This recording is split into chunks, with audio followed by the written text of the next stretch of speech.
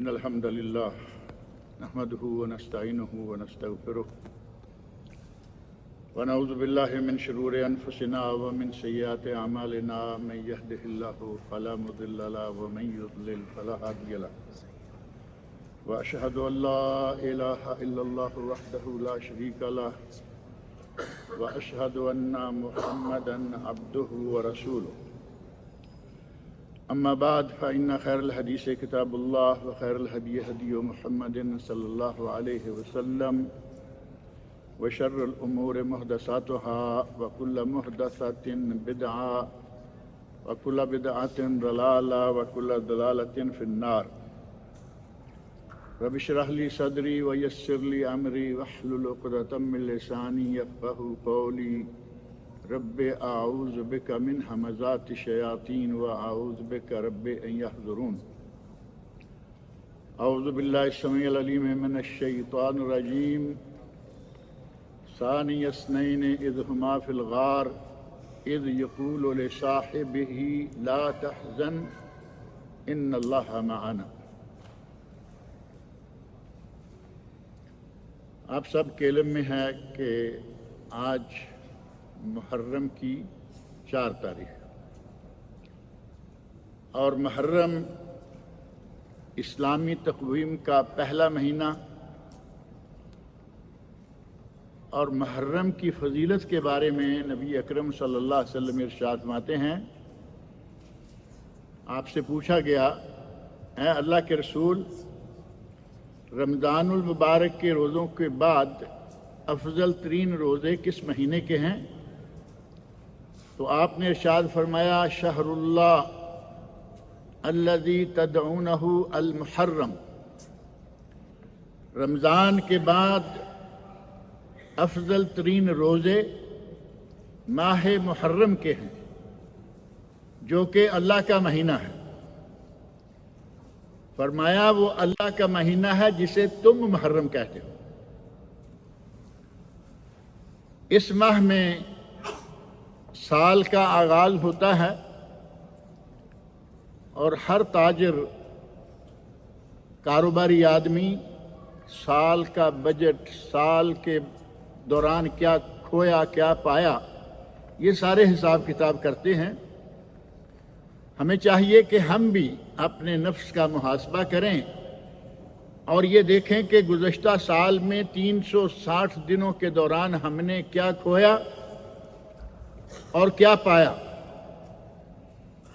ماضی پر نظر ڈال کر مستقبل کے لیے بہترین پروگرام مرتب کیا جائے کہ آئندہ اس سال کے دوران ہم روزانہ کیا کیا کریں گے، ہر جمعرات ویکنڈ کیا کریں گے، ہمارے شب و روز کی کیا ترتیب ہوا کرے گی۔ ہمیں چاہیے کہ ہم بھی اپنا بجٹ تیار کیا کریں۔ بجٹ صرف بزنس کے لیے نہیں، بلکہ اگر تجارہ مع اللہ کے ساتھ بزنس جو کہ عبادت ہے، اس معاملے میں بھی ہمیں بجٹ تیار کرنا چاہیے۔ مہینہ شروع ہو چکا ہے، 4 تاریخ ہے، پہلی تاریخ سے لے کر 10 تک، 11 تک اگر کوئی روزے رکھتا ہے تو یہ بہت ہی اجر والے ہیں۔ نبی صلی اللہ علیہ وسلم کے ارشاد کے مطابق رمضان کے بعد سب سے افضل ترین روزے یہ ہیں، اور ان روزوں میں سے سردار دن وہ کون سا ہے؟ یوم عاشورہ، عشرہ، 10 تاریخ، 10 محرم۔ اور ہمیں ایک تو ہمارا المیہ یہ ہے کہ ہمیں اسلامی کیلنڈر کا پتہ ہی نہیں ہے کہ اسلامی کیلنڈر کیا ہے، تقویم کیا ہے۔ اگر کبھی ہیپی نیو ایئر کہنے کا وقت آئے تو آپ دیکھیں ہمارے مسلمانوں میں سے کتنی دنیا جنوری کے آغاز اور دسمبر کے اینڈ پر ہیپی نیو ایئر کہہ رہے ہوتے ہیں۔ ہمیں معلوم ہے کہ یہ جنوری فروری ہی سارا کچھ جبکہ ہمارے دین کا جنوری فروری سے دور کا بھی کوئی واسطہ نہیں ہے۔ رمضان کا تعلق اسلامی کیلنڈر سے، حج کا تعلق اسلامی کیلنڈر سے، حتیٰ کہ ہمارے روزمرہ کے جو معاملات ہیں ان میں بھی عورت کی طلاق ہو گئی، اب اس کو 3 مہینے یا 3 حیض پیریڈ گزارنے ہیں۔ کس مہینے کا حساب کرے گی؟ جنوری فروری کا؟ ہمیں طلاق ہوئی 3 مہینے یا 3 حیض پیریڈ، اور اگر عورت کے شوہر کی وفات ہو جائے تو وفات کی عدت ہے 4 مہینے اور 10 دن، 4 اشہر و عشرہ۔ یہ گنتی ہمیں اس انگریزی تقویم سے یا عیسوی تقویم سے نہیں کرنا، بلکہ اسلامی تقویم سے کرنا ہے۔ ہمارے مسلمانوں کے تو سارے کام ہی اس تقویم سے تعلق رہتے ہیں۔ یہ ماہ مقدس رمضان کے بعد افضل ترین روزوں والا مہینہ، اور وہ دن اب بالکل قریب آ گئے ہیں۔ ہمارے ایک نظریہ یا ہمارے یہاں یہ ایک ذہن بنا ہوا ہے کہ عاشوراء کا روزہ حضرت حسین رضی اللہ عنہ کی شہادت کی وجہ سے، بلکہ ہمیں اسلامی کیلنڈر میں اگر کچھ چیزیں یاد ہیں تو یہی رمضان کا پتہ ہے کہ رمضان ہے اسلامی کیلنڈر سے، اور یا پھر ہمیں یہ معلوم ہے کہ محرم میں تو حضرت حسین رضی اللہ عنہ کی شہادت ہوئی، محرم کا بھی پتہ چل گیا۔ درمیان سال کبھی بھی کسی کو آپ پوچھ کے دیکھ لیں کہ کون سا مہینہ ہے، مہینہ ہی معلوم نہیں، تاریخ تو دور کی بات ہے۔ ہمیں اپنی آئیڈینٹی یاد رکھنی چاہیے، ہم مسلمان ہیں، اور قرآن کریم نے ہمیں کیلنڈر دیا۔ اللہ رب العزت نے خود سورہ توبہ میں آیت 36 ان عدت الشہور عند اللہ 12 شہرا فی کتاب اللہ یوم خلق السماوات والارض منها 4 حرم۔ اللہ نے فرمایا کہ جب سے ہم نے زمین و آسمان بنائے ہیں، مہینوں کی تعداد 12، اور ان میں سے 4 حرمت والے مہینے ہیں۔ مہینوں کی تعداد 12، اس کا حضرت حسین رضی اللہ عنہ سے کوئی تعلق نہیں۔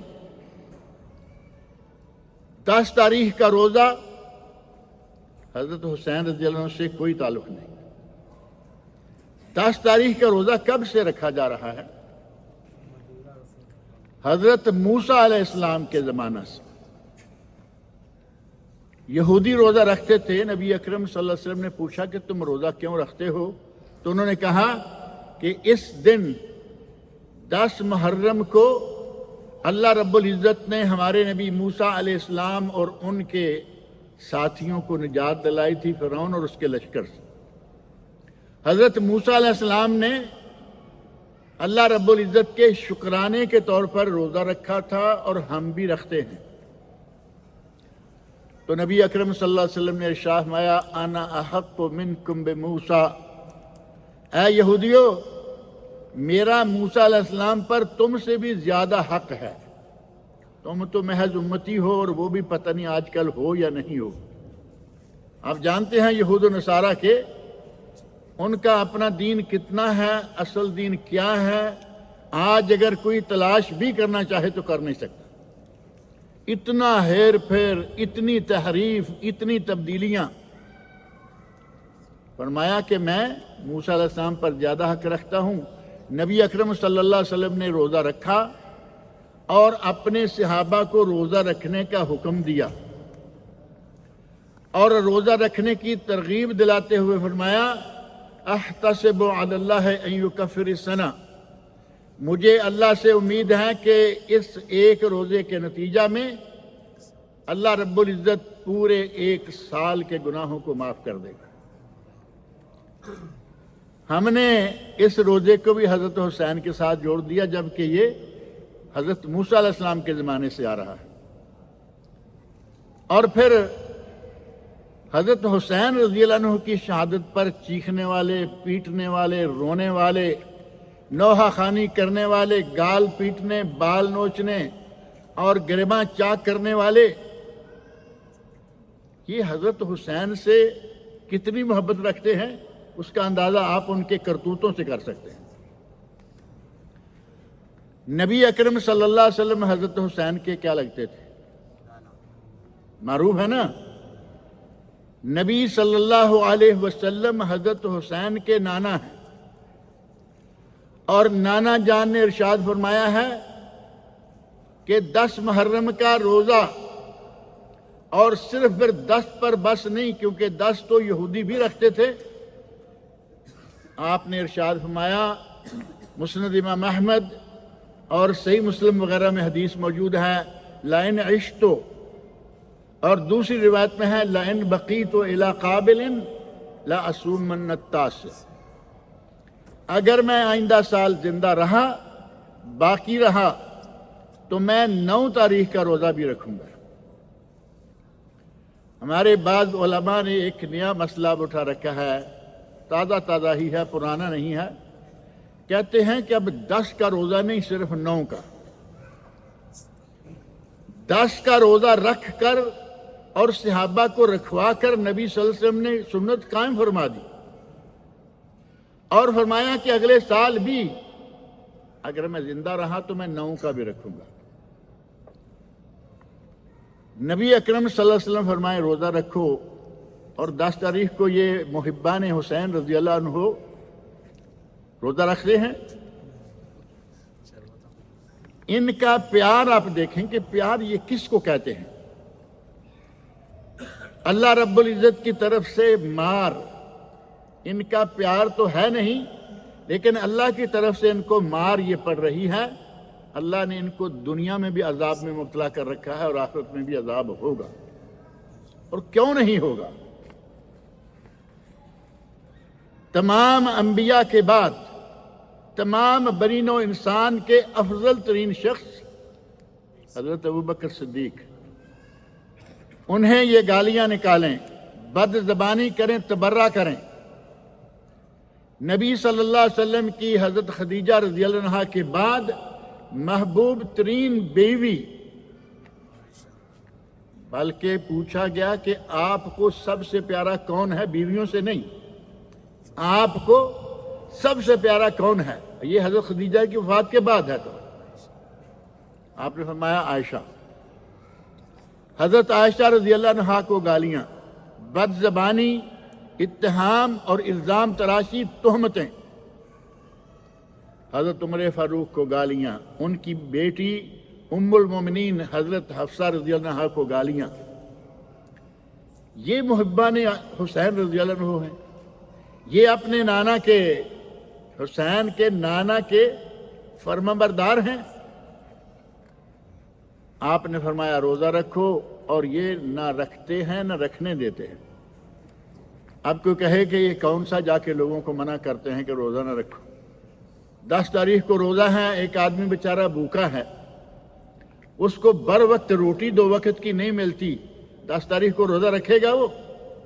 اسے معلوم ہے کہ سارا دن بریانی، بہترین بریانی بٹے گی، 65 چکن ملے گا، شربت، سکنجبین، دودھ، پانی، گرمیوں میں ٹھنڈا، سردیوں میں گرم، چائے، کافی، جسے یہ سارا کچھ مل رہا ہوگا اور وہ بیچارہ ہوگا بھی غریب، تو وہ روزہ رکھے گا؟ یہ نہ روزہ رکھتے ہیں نہ روزہ رکھنے دیتے ہیں۔ روزہ رکھنا سنت رسول 9 اور 10، یہ 2 روزے، اور اگر کسی سے بالفرض 10 کا غلطی سے نکل گیا، بعض دفعہ ایسا بھی ہوتا ہے کہ یاد ہی نہیں رہا کہ آج 9 تاریخ، 10 کا رکھے، 11 کا ساتھ شامل کر لے۔ بعض اہل علم نے کہا کہ 3 جو ہیں وہ اکمل ترین شکل ہے، 9، 10، 11، اور افضل ترین دن ان میں سے صرف 10 تاریخ۔ 10 کا رکھیں، 9 کا رکھیں، 9 نکل گیا 11 کا رکھیں، لیکن روزہ ضرور رکھیں۔ بریانیاں تو سارا سال کھائی جاتی ہیں، بریانی تو سارا سال ملتی ہے، چلو فری نہیں ملتی، 4 پیسے سے مل گئی، لیکن اتنا بڑا ثواب چھوڑ دیں گے؟ ہمیں چاہیے کہ تھوڑا سا اپنا دین سمجھیں، دین کو دیکھیں کہ ہمارا دین ہے کیا۔ اس ہجری سال کے آغاز پر ہمیں نبی اکرم صلی اللہ علیہ وسلم کی ہجرت جو ہے اس کی بھی یاد دہانی ہو جاتی ہے۔ مکہ مکرمہ میں مسلمانوں کو، صحابہ کرام کو مشرکین نے، کفار نے بہت اذیتیں پہنچائیں۔ حضرت بلال رضی اللہ عنہ، حضرت عمار بن یاسر رضی اللہ عنہ، حضرت سمیہ اول شہیدت فی الاسلام، اسلام کی پہلی شہید عورت، کیا کیا ان لوگوں کے ساتھ کیا گیا۔ آدمی صرف غور سے پڑھ لے تو رونگٹے کھڑے ہو جاتے ہیں کہ وہ کس قسم کے مومن تھے۔ انہیں اذیتیں پہنچائی گئیں، نبی صلی اللہ علیہ وسلم کو اذیتیں پہنچائی گئیں، قتل کرنے کی کم و بیش ان لوگوں نے 20-30 مرتبہ کوششیں کی، یہودیوں نے، عیسائیوں نے، مشرکین نے۔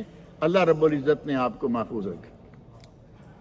واللہ یعصمک من الناس، قرآن کریم میں اللہ نے وعدہ فرما رکھا ہے کہ اے میرے نبی، اپنا کام دعوت و تبلیغ اسے جاری رکھو، آپ کی حفاظت ہم کریں گے، لوگوں سے ہم آپ کو محفوظ رکھیں گے، اور اللہ نے رکھا۔ نبی اکرم صلی اللہ علیہ وسلم نے ہجرت کی، اور یہ ہجرت انبیاء سے معلوم پہلے سے بھی ہے۔ حضرت ابراہیم علیہ السلام نے ہجرت کی، معروف ہے یا نہیں؟ حضرت ابراہیم علیہ السلام نے ہجرت کی عراق سے شام، اور پھر حضرت ابراہیم علیہ السلام کی ہجرت ہمارے پاس مکہ مکرمہ میں، جہاں زمزم ہے، یہ یادگار ہے حضرت ابراہیم علیہ السلام اور ان کے بیٹے حضرت اسماعیل علیہ السلام کی۔ یہ خانہ کعبہ، معمار کعبہ حضرت ابراہیم علیہ السلام، اور حضرت ابراہیم علیہ السلام کے بعد حضرت موسیٰ علیہ السلام نے ہجرت کی، وہ بھی معروف ہے یا نہیں؟ دیکھیں، وہ ہجرت کر کے مکہ آ گئے، اور حضرت موسیٰ علیہ السلام مصر سے ہجرت کر کے کہاں آ گئے؟ مدائن۔ مدائن جسے مدین بھی کہا جاتا ہے، مدائن شعیب۔ آپ مدینہ منورہ سے جائیں، خیبر، آگے تبوک، آگے نکل جائیں، آخر سعودیہ، آگے پھر سمندر آ جاتا ہے، وہاں آپ کے لیے یہ جگہ موجود ہیں۔ مدائن صالح تو درمیان میں ہے، وہ تو تبوک اور خیبر کے درمیان، اور مدائن شعیب جو ہے یہ سمندر کے قریب جا کے ہیں آگے۔ حضرت موسیٰ علیہ السلام مصر کو چھوڑ کر یہاں آئے، ہجرت کی، اور کچھ لوگ قرآن کریم میں اللہ رب العزت نے ان کا ذکر فرمایا ہے، فتیتن آمنوا بربہم وزدناہم ہدا، کچھ نوجوان اپنے رب پر ایمان لے آئے اور ہم نے ان کی ہدایت میں مزید اضافہ کر دیا۔ یہ کون لوگ ہیں؟ اصحاب کہف۔ اپنے رشتہ دار چھوڑ دیے، بہن بھائی جو بھی ہیں سب کو چھوڑ دیا، مال دولت گھر بار ہر چیز کو اللہ کی راہ میں قربان کر دیا، اور اپنا گاؤں چھوڑ کر دور نکل گئے۔ ایک پہاڑی غار میں جا کر انہوں نے پناہ لی۔ اصحاب کہف، اللہ رب العزت نے ان کے اس واقعہ کی پوری اس نام کی سورت نازل فرمائی ہے، سورۃ الکہف۔ جمعہ کو عموماً سورۃ الکہف جو ہے وہ پڑھی جاتی ہے۔ اللہ رب العزت نے ان کا اتنے بہترین انداز سے ذکر کیا کہ انہوں نے ہجرت کی، اپنے شہر کو چھوڑا اور ایک غار میں جا کر پناہ لے لی۔ اور غار بھی وہ ہے جس میں آپ جانتے ہیں کہ غار میں کیا ہوگا، وہ نہ فصلیں، نہ انگور، نہ بادام، نہ یہ نہ وہ، بالکل اسی طرح جس طرح ابراہیم علیہ السلام فرمایا، اے اللہ انی اسکنت من ذریتی بواد غیر ذی زرع قرآن کریم میں اللہ رب العزت نے حضرت ابراہیم علیہ السلام کا واقعہ ذکر کیا. کہتے ہیں یا اللہ میں نے اپنے کچھ گھر والوں کو انی اسکنت من ذریتی، ساری ذریت نہیں، اپنے گھر والوں میں سے 2 لوگ تھے اس وقت، حضرت ہاجرہ اور حضرت اسماعیل علیہ السلام. اور کس جگہ بسایا؟ بوادن غیر ذی زرع، ایسی وادی جہاں زراعت، باغبانی، نہ فصلیں نہ باغات، کچھ بھی نہیں ہے، پہاڑ ہیں، ایک سلسلہ ہے پہاڑوں کا. اللہ رب العزت کی راہ میں لوگوں نے ہجرتیں کی اللہ کی خاطر، اپنا دین بچانے کی خاطر. اور ہجرت نبی اکرم صلی اللہ علیہ وسلم نے بھی کی. جب مشرکین مکہ کی زیادتیاں، اذیتیں، پریشانیاں مسلمانوں کے لیے بڑھ گئیں تو نبی صلی اللہ علیہ وسلم نے صحابہ کرام کو اجازت دے دی کہ آپ حبشہ کی طرف ہجرت کر جائیں. پہلے ہجرت حبشہ 2 مرتبہ. مشرکین مکہ کی سازش، واقعہ طویل ہے. مشرکین مکہ کی سازش صحابہ کو واپس لے آئی. کہا کہ نہیں، وہ وہاں معاملہ سب ٹھیک ہو گیا ہے، لیکن یہاں کچھ بھی ٹھیک نہیں ہوا، وہی ظلم، وہی زیادتیاں. اب نبی اکرم صلی اللہ علیہ وسلم نے ہجرت کا اعلان کیا اپنے خاص لوگوں میں. حضرت ابو بکر صدیق رضی اللہ عنہ سے بڑے پردے کے ساتھ کہا کہ ہم ہجرت کر رہے ہیں. حضرت ابو بکر صدیق رضی اللہ عنہ فرماتے ہیں الصحبہ الصحبہ یا رسول اللہ، اے اللہ کے رسول، اگر آپ ہجرت کر رہے ہیں تو ہمارا ساتھ ہونا چاہیے. کہتے ہیں نا یار غار، ہمیں اپنے ساتھ لیجئے. نبی اکرم صلی اللہ علیہ وسلم خاموش رہے، اور جب کہا کہ ساتھ ہوگا، خوشی کے ساتھ حضرت ابوبکر صدیق کے آنسو بہہ نکلے کہ مجھے اس عظیم سفر میں نبی صلی اللہ علیہ وسلم کا ساتھ ملے گا. عظیم سفر اور دنیا کا سب سے خوفناک ترین سفر. یہ کوئی وزٹ نہیں تھی، ٹرپ نہیں تھا. یہ مشرکین مکہ سے اپنے دین کو بچا کر اپنے دین کے لیے نئی زمین تلاش کرنے کے لیے آپ نکل رہے. اور آپ کے علم میں ہے کہ مشرکین مکہ نے انعام رکھا، اگر کوئی ان دونوں کو پکڑ کے لے آئے تو 100 اونٹ انعام دیں گے. اللہ رب العزت نے ان دونوں کی حفاظت فرمائی.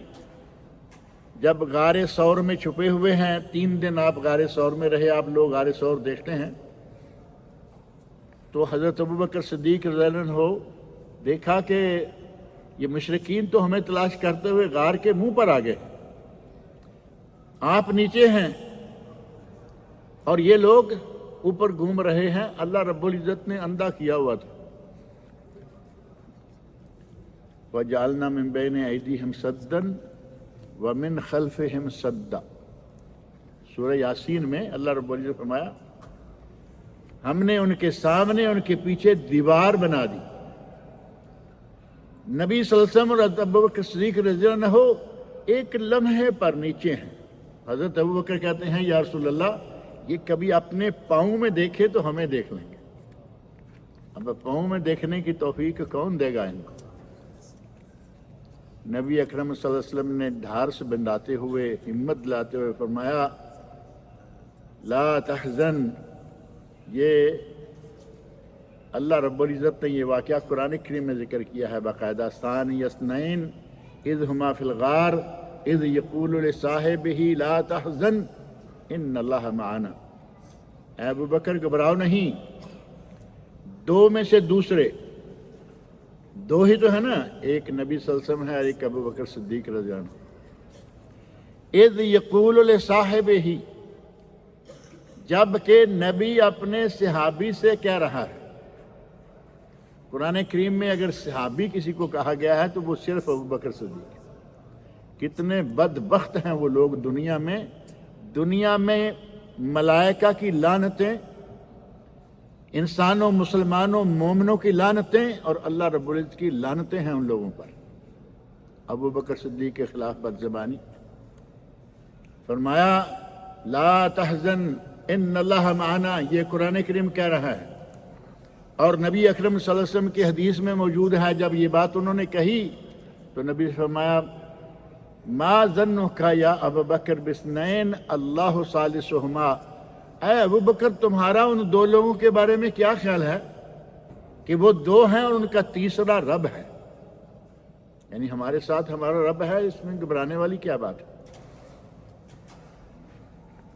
ہجرت کے کچھ اسباق ہیں، میں یہ ذکر کرنا چاہتا ہوں کہ ہجرت ایسے نہیں کہ نبی صلی اللہ علیہ وسلم نے ہجرت کی وہ کوئی عام سی بات تھی۔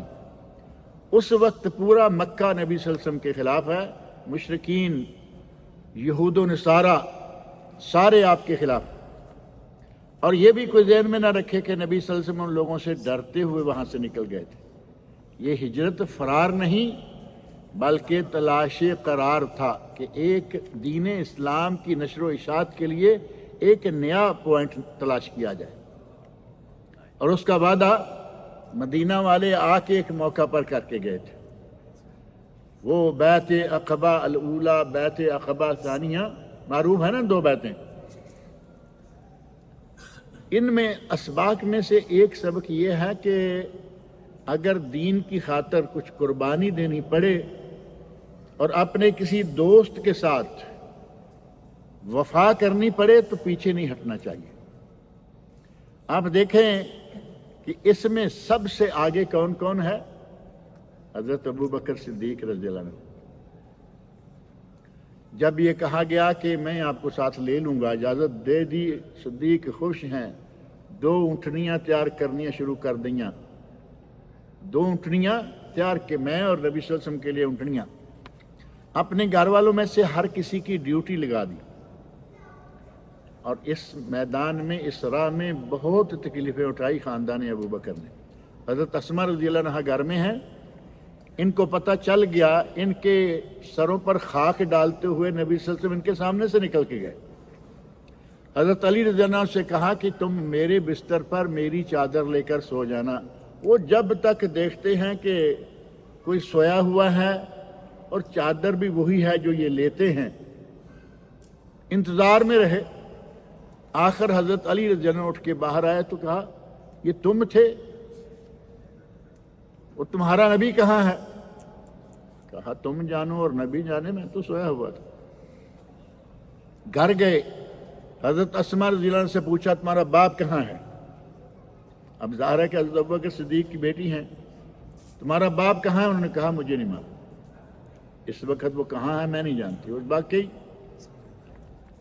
بدبخت نے، ابو جہل نے تھپڑ مارا اتنے زور سے کہ ان کے کان میں جو بندہ یا کوئی تھا چیز رنگ تھی وہ ٹوٹ کر نکلا اور کان زخمی کر دیا۔ اب یہ نہیں کہ ابو جہل اس طرح آیا ہے تو یہ پیچھا کرے گا، مسلسل رہے گا۔ حضرت اسماء رضی اللہ عنہ نے خدمت کرنے کا حق ادا کر دیا، اور ذات النطاقین یہ لقب تھا حضرت اسماء رضی اللہ عنہ کا، 2 ازار بندوں والی یا 2 کمر بندوں والی۔ اور یہ نام کیوں پڑا؟ حضرت اسماء رضی اللہ عنہ گھر میں کھانا تیار کرتی ہیں، کیونکہ 2 مہمان غار ثور میں ہیں، کھانا تیار کرتی ہیں، لے کے جاتی ہیں، اور آپ اندازہ کریں کہ غار ثور تک پہنچنے میں آج بھی جوان آدمی بھی ہمت کے ساتھ وہاں پہنچتا ہے۔ یہ خاتون ہے، اور بعض کتب میں لکھا ہے کہ 7ویں مہینے کی پریگننٹ بھی تھی، حاملہ تھی، نہ حمل کی پرواہ کی نہ اپنی جان کی پرواہ کی، رات کے اندھیرے میں جا رہی ہیں، آ رہی ہیں، کھانا مہیا کرتی۔ ایک موقع پر کھانے کے برتن کو باندھنے کے لیے کوئی رسی جو ہے وہ میسر نہیں آئی، اور اب کیا کریں؟ انہوں نے جو بند تھا، خواتین عرب جو ہیں وہ بند باندھا کرتی تھی، وہ ہماری طرح کا بیلٹ یا کوئی چیزیں تو اس وقت نہیں تھیں، اپنا کمر بند نکالا، اس کے چیر کر 2 ٹکڑے کیے، جیسے ایسے چیر دیا جائے، ایک کمر میں باندھ لیا اور ایک کے ساتھ کھانے کے برتن کو باندھ لیا تاکہ اسے باندھ کر اونٹ کے اوپر رکھا جا سکے، اور اسی وجہ سے ان کا یہ لقب ہو گیا ذات النطاقین، 2 ازار بندوں والی۔ حضرت اسما رضی اللہ عنہا نے تھپڑ بھی کھایا، برا بھلا اس بدبخت نے کہا، لیکن اس میدان میں وہ پیچھے نہیں ہٹی۔ مسلسل 3 دن تک حضرت اسما رضی اللہ عنہا کھانا پہنچاتی رہیں۔ عامر بن فہیرہ ابو بکر صدیق رضی اللہ عنہ کے غلام ہیں، وہ بکریاں لے جاتے، چراتے چراتے قریب لے جا کر دودھ نکال کر وہ دونوں مہمانوں کو دودھ مہیا کرتے۔ حضرت عبد الرحمن بن ابو بکر رضی اللہ عنہما، حضرت صدیق کا بیٹا، مکہ میں جو کچھ سارا دن ہوتا رہتا ہے وہ ساری اخبار جا کے پہنچا کے آتے کہ آپ کے خلاف یہ اعلان ہو گیا، آپ کے خلاف یہ ہو گیا، وہ ہو گیا۔ آپ غار ثور میں ہیں لیکن مکہ کی پوری معلومات جو ہیں وہ مل رہی ہیں۔ پورا خاندان صدیق جان کی پرواہ نہیں، خاتون ہیں، خود ابو بکر صدیق ہیں، ابو بکر ہیں، عامر بن فہیرہ ہیں، اتنے خوفناک ماحول میں وہ اپنا کام کر رہے، نہ نبی صلی اللہ علیہ وسلم کو بھوکا رہنے دیا، نہ ابو بکر صدیق کو، نہ اخبار جو ہیں وہ گم ہوئی، اخبار پہنچ رہی ہیں اور تازہ دودھ روزانہ مل رہا ہے۔ اگر صدیق ہو، صدیق کا لفظ تو معروف ہے نا، امارات میں اور دوسرے ملکوں میں کہتے ہیں رفیق، اور سعودیہ والے کہتے ہیں صدیق۔ اگر کوئی صحیح معنوں میں صدیق ہو تو یہ تھے صدیق، اور یہ صدیق بھی تھے، صدیق بھی تھے۔ اللہ رب العزت نے مقام دیا۔ سب سے پہلا ہجرت کا درس یہ ہے کہ اگر دین کی خاطر جان بھی دینی پڑے تو پرواہ نہیں۔ سراقہ بن مالک بن جوشم، سنا کہ 100 اونٹ ملے گا، اور وہ بڑا گھڑ سوار معروف تھا، نکلا نبی صلی اللہ علیہ وسلم کے پیچھے، دور تک پہنچ گیا، حتیٰ کہ بالکل قریب آ گیا۔ اللہ کے حکم سے ان کی سواری کے اگلے دونوں پاؤں زمین میں دنس گئے اور سراقہ منہ کے بل وہ پڑا۔ اب اللہ رب العزت کا انتظام بھی دیکھو۔ ثانی اثنان اذ ہما فی الغار اذ یقول لصاحبہ لا تحزن ان اللہ معنا، اللہ ہمارے ساتھ۔ گرا، پھر گرا، پھر گرا، آخر کہتا ہے کہ مجھے معاف کر دے، سمجھ گیا کہ مسئلہ کچھ ایسا۔ تو نبی اکرم صلی اللہ علیہ وسلم فرماتے ہیں ما بالک یا سمامہ یا سراقہ، اے سراقہ، ما ظنک، تیرا کیا خیال ہے جب کسریٰ اور کیسر کے کنگن تمہیں پہنائے جائیں گے؟ اللہ کی ذات پر اعتماد کی بھی حد دیکھیں کہ خود کس سفر میں ہیں، پریشانی میں مبتلا ہے، اپنے دین کو لے کر نیا ایک اسٹیشن، نیا پوائنٹ تلاش کرتے ہوئے جا رہے ہیں، لیکن ساتھ ہی بشارت کون سی دے رہے ہیں کہ کسریٰ کے کنگن وہ تمہیں پہنائے جائیں گے۔ اور واقعتاً وہ حضرت عمر فاروق رضی اللہ عنہ کے زمانہ میں کیسر و کسریٰ سارے زیر ہوئے اور کنگن آئے، تاج آیا۔ ایک روایت تاریخ دمشق ابن عساکر اور سنن کبریٰ بہقی میں اور بعض دیگر کتب میں موجود ہے، اگرچہ اسے کہا گیا کہ یہ مرسل ہے اور اس میں ذوق پایا جاتا ہے۔ اس روایت میں یہ ہے کہ حضرت عمر فاروق نے دیکھا تاج بھی آ گیا کسریٰ کا اور کنگن بھی آ گئے کسریٰ کے۔ پہلے زمانے میں بادشاہ کوئی کنگن ہے تو عورتوں والا کام، لیکن وہ پہنا کرتے تھے۔ جیسے ہی دیکھا تو فوراً کہا سراقہ آؤ۔ اب نبی صلی اللہ علیہ وسلم کا وہ ارشاد معلوم ہے، کہا آؤ، تاج بھی ان کے سر پر رکھ دیا اور کنگن بھی ان کو دے دیے۔ اب کئی لوگوں نے اس بات پر اعتراض کیا، کہا جی نبی صلی اللہ علیہ وسلم نے تو مردوں کو سونا پہننے سے منع کیا ہے، تو وہ کیسے؟ اب کون کہتا ہے کہ وہ پہنے پھرتے تھے؟ ایک مرتبہ لیے نبی صلی اللہ علیہ وسلم کا وہ ارشاد سچا ہو گیا، جیسے ریشم کی چادر ایک آپ نے کسی صحابی کو دے دی تھی، تو کہا پہننا نہیں، اپنے گھر میں استعمال کے لیے لے جائے۔ اللہ رب العزت نے نبی اکرم صلی اللہ علیہ وسلم کا تحفظ فرمایا اور آپ کے لیے راستہ ہموار کیا۔ پہلا سبق ہجرت کا یہ کہ آپ کو قربانی دینی پڑے دین کی خاطر تو دے دیں، اور دین کی خاطر اگر اپنا ملک چھوڑنا پڑے تو چھوڑ دیں، دین کی خاطر۔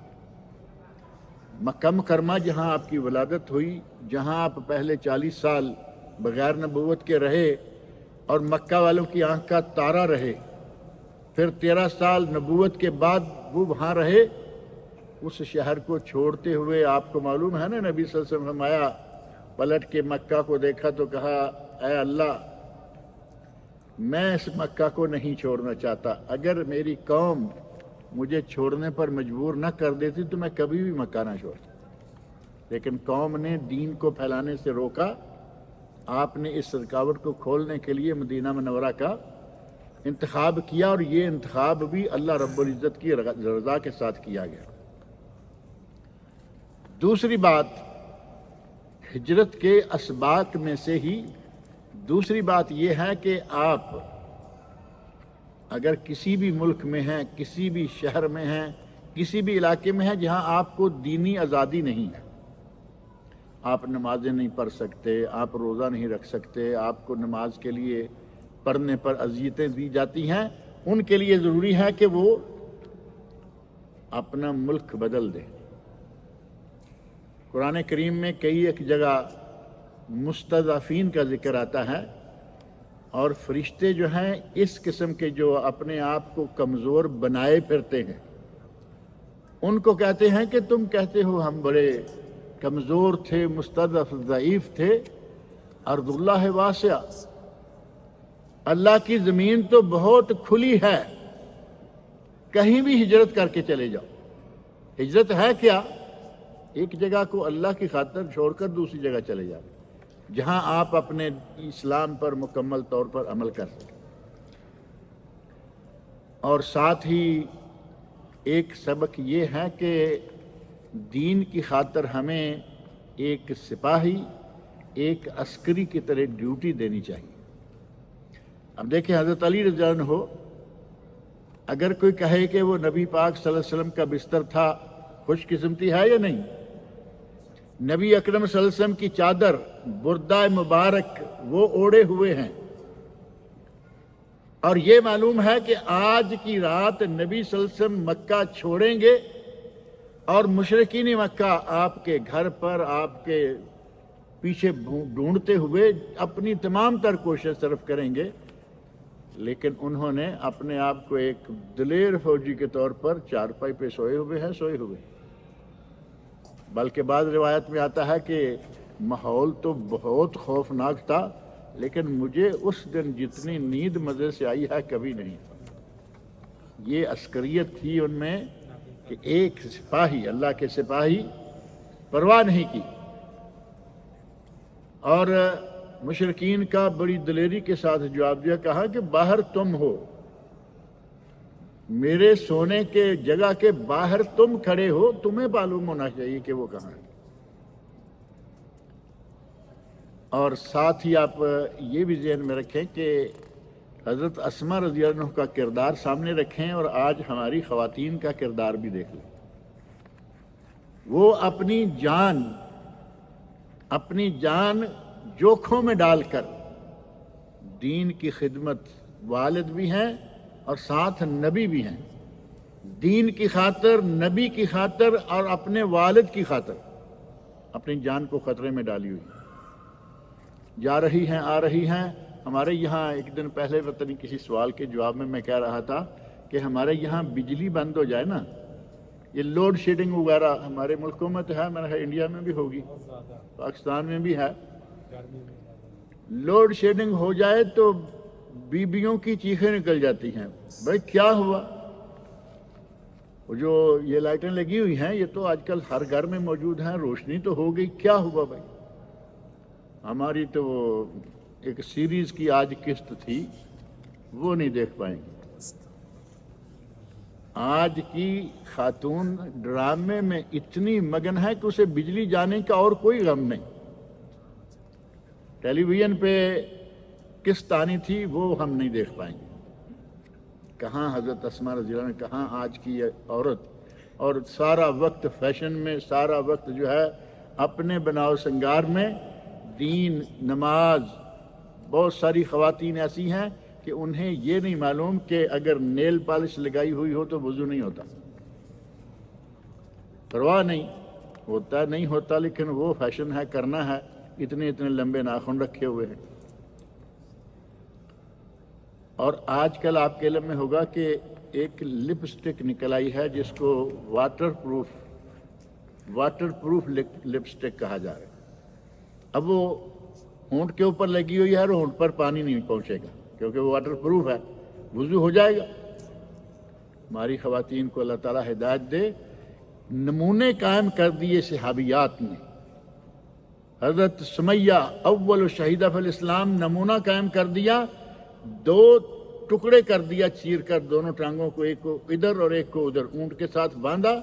آپ اندازہ کریں, کلمہ چھوڑ دو, کہا یہ نہیں اب شور. حضرت بلال رضی اللہ عنہ کے ساتھ کیا ہوتا رہا, کلمہ چھوڑ دو, نہیں. اور ہمارا بجلی کرنٹ جائے تو ساتھ ہی ہماری جان نکل جاتی ہے کہ ہماری ڈرامے کی قسط نظر نہیں آئی. ہجرت اقامت دین کے لیے جہاں بھی دین کو آپ آزادی کے ساتھ اختیار نہیں کر سکتے وہاں سے آپ نکل جائیں, یہی اس میں بہتر شکل ہے. اور اسی طرح ہجرت کے اسباق میں سے ایک یہ ہے کہ آدمی کو اللہ کی ذات پر توکل اور اعتماد کرنا چاہیے. اللہ کی ذات پر توکل اور اعتماد کی شکل کیا ہے؟ آپ نے دیکھا اس ہجرت کے واقعہ میں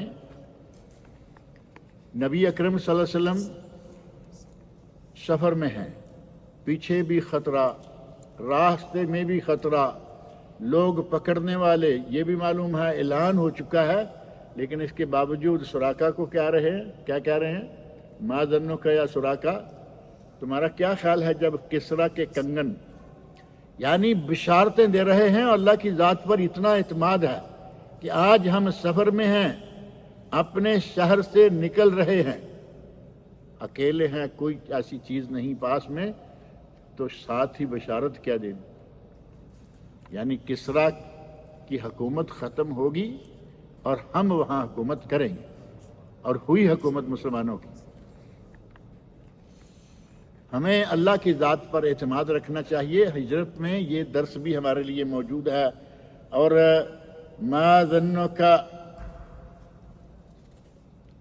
سراقہ بن مالک وہاں سے واپس پلٹا اور اس کا انداز کیا ہے, راستے میں فرمایا کہ ہمیں تم سے کچھ نہیں چاہیے. اپنا کھانا پینا جو تھا وہ پیش کیا. کہتے ہیں ہمیں کچھ نہیں چاہیے, بس ایک کام کرو, واپس جاتے ہوئے تمہیں امان دے دی. ظاہر کے مسلمان بھی ہو گئے, وہ کنگن بھی ملے, تاج بھی ملا. فرمایا جاتے ہوئے لوگوں کو ہمارے راستے سے روکو, یعنی ہم یہ راستہ جا رہے ہیں, آگے سے اگر کچھ لوگ یا پیچھے سے ادھر ہی آ رہے ہیں تو واپس جا رہے ہیں, تو ان کو آپ روکو جاتے ہوئے. وہ جو بھی کوئی اس طرف آتا, اس لائن میں چڑھتا, اسے کہتا میں بڑی دور سے ہو کے آ گیا ہوں, ادھر نہیں. ایک یہ بھی دیکھے خدمت ہے نا کتنی زبردست, کہ ایک سیکرٹ, ایک عسکری کی حیثیت سے پہلے دن سے وہ سپاہی بن گئے. فوجی سیکرٹ ہیں, یہ نہیں بتائیں گے کہ وہ کہاں ہیں, بلکہ الٹا کہا کہ ادھر میں دور تک ہو کے آ گیا ہوں, اس طرف کوئی چیز نہیں ہے. اللہ کی ذات پر توکل. جب خندق کے موقع پر, یا غزوہ احزاب کہتے ہیں, اس موقع پر آپ جانتے ہیں کہ مسلمان تھوڑے سے ہیں, مدینہ میں ہی ہیں, چاروں طرف سے یہودی, عیسائی, مشرک, مجوسی ساروں نے حملہ کر دیا. احزاب کا معنی کیا ہے؟ حزب کی جمع احزاب, اور احزاب یعنی جماعتیں. ہر قسم کے کافروں کی جماعتیں حملہ آور ہو گئیں. تو نبی اکرم صلی اللہ علیہ وسلم اس پریشانی کا عالم, پتہ ہے کہ یہ اتنی بڑی فوجیں چاروں طرف سے آ گئی ہیں, کوئی گھبراہٹ نہیں. خندق کھودتے ہوئے جو ایک چٹان آ گئی, ایک واقعہ آپ نے سنا ہوگا, وہ کسی سے ٹوٹ نہیں رہی. نبی اکرم صلی اللہ علیہ وسلم نے اس چٹان کو توڑا اور ساتھ ہی پہلی زور سے چوٹ ماری اور فرمایا اللہ اکبر فتحت کسریٰ, اللہ اکبر, کسریٰ کا ملک ہمارے قبضے میں آئے گا. دوسری چوٹ ماری اور ساتھ ہی فرمایا اللہ اکبر فتحت روم, روم کیسر کا ملک یہ بھی ہمارے قبضے میں آئے گا، تیسری چوٹ ماری اور فرمایا فتحت شام، فلسطین ہمارے قبضے میں آئے گا، اور چوتھی فتحت صنعاء، یمن جو ہے وہ بھی ہمارا ملک بن جائے گا۔ نبی اکرم صلی اللہ علیہ وسلم یہ بشارتیں دے رہے اور ہیں چاروں طرف سے گھیرے ہوئے، لیکن اس رب کی ذات پر ان کا اتنا اعتماد ہے کہ ہمیں کچھ بھی نہیں ہوگا، اور اللہ رب العزت نے انہیں یقیناً محفوظ بھی رکھا۔ اور امید واسق، آدمی کو اللہ کی ذات پر بھروسہ، اعتماد، توکل، اور ساتھ ہی یہ امید رکھنی چاہیے کہ اللہ ہمارے ساتھ ہے۔ اور یہ امید واسق جو ہے وہ آپ دیکھ رہے ہیں، نبی اکرم صلی اللہ علیہ وسلم پریشانی کے حالات میں بھی بشارتیں دیتے جا رہے۔ روس بھی تو دیکھو تقریباً فتح ہو گیا یا نہیں؟ روس میں سے 5-7 مسلمان ریاستیں نکل آئی ہیں۔ روم فتح ہوگا، ایران فتح ہوگا، فلسطین شام فتح ہوگا، یمن فتح ہوگا۔ اللہ رب العزت کی ذات پر اتنی امید تھی، اتنی امید واسق تھی کہ کھل کھلا کے آپ ساتھ کے ساتھ اعلان کرتے جا رہے ہیں۔ اور اس سارے کچھ کا اصل مقصد کیا ہے؟ اللہ رب العزت کے دین کو، اللہ کے کلمے کو بلند کرنا ہے۔ وَجَعَلَ كَلِمَةَ الَّذِينَ كَفَرُوا السُّفْلَىٰ وَكَلِمَةُ اللَّهِ هِيَ الْعُلْيَا وَاللَّهُ عَزِيزٌ حَكِيمٌ۔ اللہ رب العزت کا کلمہ جو ہے وہ اعلیٰ ہے، اور کفار مشرکین چاہے کسی بھی نام سے ہیں، ان کا کلمہ جو ہے وہ پست ہے۔ یعنی اللہ کے دین کو غالب کرنے کے لیے کچھ بھی کریں، اللہ کی ذات پر بھروسہ رکھتے ہوئے اپنا کام شروع کریں، اور اسباب پر عمل کرنا یہ منع نہیں۔ اب اللہ کی ذات پر بھروسہ کر لیا اور آدمی خواہ مخواہ اپنے آپ کو آگ میں جلائے اور کہے کہ میں اللہ کو ماننے والا ہوں، میں نہیں جلوں گا، بھئی تمہیں کس نے کہا ہے چھلانگ لگاؤ؟ صحابہ کے واقعات میں ایک واقعہ بڑا معروف ہے کہ ایک صاحب نے حکم دیا اپنی فوج کو، فوج میں سے ایک آدمی کو، کہا کہ جیسے کوئی آدمی چیک کرنے لگتا ہے، کہا آگ میں کود جاؤ، اور وہ تیار ہو گئے، کیونکہ امیر کا حکم جو ہے وہ تو ماننا ہوتا ہے۔ وہ فوراً تیار ہو گئے، لیکن لا طاعۃ لمخلوق فی معصیۃ الخالق، اللہ کی نافرمانی ہو تو کسی کی بات نہیں مانی جائے گی۔ یہ چونکہ نافرمانی تھی کہ آگ میں چھلانگ لگاؤ، یہ اسلام میں ثابت نہیں ہے۔ نبی صلی اللہ علیہ وسلم نے تو چیونٹیوں کے گروندے کو جلائے ہوئے دیکھا تو فرمایا لا ينبغی لأحد ان يعذب بالنار الا رب النار، کسی کو بھی یہ حق نہیں ہے کہ وہ آگ کے ساتھ کسی کو سزا دے، یہ حق صرف اللہ تعالیٰ کو، رب النار۔ اور یہاں وہ تیار ہوئے، ساتھ والے نے کہا نہیں ایسا نہیں ہے، یہ تو جائز ہی نہیں۔ اور نبی اکرم صلی اللہ علیہ وسلم تک جب بات گئی تو آپ نے فرمایا یہ اگر چھلانگ لگا دیتا تو آگ میں ہی رہتا ہے۔ یعنی اپنے آپ کو، اگر اسباب موجود ہیں تو اسباب پر عمل کریں، اسباب کو ترک کرنا جائز نہیں، ثابت نہیں ہے۔ مدینہ منورہ میں پہنچ کر نبی اکرم صلی اللہ علیہ وسلم نے، آپ دیکھیں غار ثور سے نکل کر اب مدینہ منورہ میں حکومت قائم کرنے کا وقت آ گیا۔ آپ نے مسجد نبوی سب سے پہلا کام، مدینہ منورہ پہنچ کر سب سے پہلا کام کیا، مسجد نبوی کی تعمیر کی۔ دوسرا بہت بڑا کام مواخات، بھائی چارہ، ایک مدنی اور ایک مکی، دونوں کو، چونکہ مکی سارے مہاجر ہیں اور مدنی انصار ہیں، دونوں کو کہا کہ تم بھائی ہو، آپس میں بھائی بھائی ہو۔ اور ان لوگوں نے، اہل مدینہ نے، انصار مدینہ نے قربانیوں کی انتہا کر دی اپنے بھائیوں کے لیے، دل کھول کر۔ ایک کہتے ہیں میری 2 بیویاں ہیں، جس بیوی کو چاہو میں طلاق دے دیتا ہوں، اسے نکاح کر لینا۔ دوسرا کہتا ہے کہ میں مدینہ منورہ کا سب سے مالدار آدمی ہوں، آدھی دولت تم لے لو، آدھی میرے بل۔ تو وہ کہتے ہیں کہ اللہ تعالیٰ تمہاری دولت میں برکت فرمائے، میں بازار دکھاؤ، مجھے مارکیٹ دکھاؤ کہاں ہے، میں کام کروں گا، کما کے کھاؤں گا۔ نبی اکرم صلی اللہ علیہ وسلم نے مسجد نبوی اور یہ مواخات اور اسلامی مارکیٹ، اسلامی بازار، نبی صلی اللہ علیہ وسلم نے اسلامی بازار قائم کیا اور اس کی نگرانی خود فرمائی۔ واقعہ بڑا معروف ہے کہ آپ مارکیٹ میں گئے، دیکھا ایک غلے کا ڈھیر لگا ہوا ہے اور غلہ جو ہے اس کو نبی صلی اللہ علیہ وسلم نے چیک کیا۔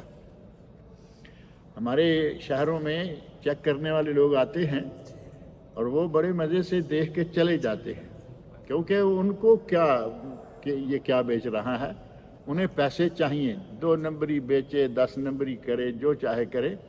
یہاں نبی اکرم صلی اللہ علیہ وسلم نے چیکنگ کی اور یہاں تو کسی کو ہمت بھی نہیں ہو سکتی نا کہ کچھ کہے۔ اپنا دستے مبارک غلے کے اندر ڈال کر کچھ پکڑا اور دانے باہر لا کے دیکھا کو گیلے ہیں۔ ما ھذا یا صاحب الطعام، غلے والے یہ کیا ہے؟ تو غلے والا جو کہتا ہے وہ کہتا ہے اصابت السماء یا رسول اللہ، یا رسول اللہ کچھ بوندا باندی تھوڑی ہو گئی تھی۔ آپ نے فرمایا بوندا باندی ہو گئی تھی تو یہ گیلے اوپر رہنے دیتے، اسی طرح بیچتے، لوگوں کو معلوم ہوتا کہ یہ کیا ہے اور اس کی قیمت کیا دینی ہے۔ فرمایا بے ھذا علیحدہ و ھذا علیحدہ، یہ جو ہمارے یہاں اردو لفظ نا علیحدہ علیحدہ، یہ اصل میں عربی ہے علیحدہ، لیکن ہم نے تھوڑا اپنی مرضی سے سیدھا کر رکھا ہے علیحدہ۔ ہم تو اپنی مرضی سے بہت کام کرتے ہیں۔ یہ کپڑا ہے ثوب، اور ہم نے کیا رکھا اس کا نام؟ توپ۔ اور ہمارا یہ معروف محلہ ہے ثقبہ، کوئی ثقبہ نہیں کہے گا، تقبہ۔ تو ہم نے اپنی مرضی کے سارے نام دیے ہوئے ہیں۔ بہرحال نبی اکرم صلی اللہ علیہ وسلم نے ایک اور بہت بڑا کام کیا، ایک ایسا سیاسی قدم اٹھایا کہ آج بھی دنیا حیران ہے کہ آپ میں کہاں یہ سیاست بھی اتنی زیادہ آ گئی تھی۔ ایک معاہدہ کیا، جو مدینہ منورہ میں یہودی ہیں، غیر مسلم ہے، کوئی بھی ہے، ان لوگوں کو اکٹھے کیا اور کہا دیکھو آج کے بعد مدینہ پر کوئی بھی حملہ کرے ہم سب مل کر اس کا دفاع کریں گے۔ مدینہ منورہ پر باہر سے کوئی بھی حملہ کرے ہم سب مل کر دفاع کریں گے، اور وہ باہر سے آنے والا کون ہوگا؟ ظاہر ہے کہ عیسائی ہوگا، یہودی ہوگا، مشرک ہوگا۔ کہا کہ ہم آپس میں اس طرح مل کے رہیں گے۔ بہترین معاہدہ نبی اکرم صلی اللہ علیہ وسلم۔ آپ کے معاہدے سارے ہی بڑے زبردست تھے۔ صلح حدیبیہ کا معاہدہ، چند سالوں کے اندر اندر مسلمان اتنی تیاری کر کے تیار ہو گئے کہ آخر پھر وہ مکہ جہاں سے نکالے گئے تھے وہ مکہ بھی فتح کر لیا۔ ہجرت کا واقعہ، ہجرت کا سفر، ہجرت کے واقعات، یہ بہت ساری باتیں ہیں۔ اللہ تعالی ہمیں ان اسباق پر عمل کرنے کی توفیق عطا فرمائے۔ ہم اللہ کی ذات پر توکل اور بھروسہ کریں، اپنے دین کی خاطر کوئی بھی قربانی دینی پڑے تو اس میں کوئی دریغ نہ کریں۔ اللہ رب العزت مجھے اور آپ سب لوگوں کو نیک عمل کی توفیق عطا فرمائے۔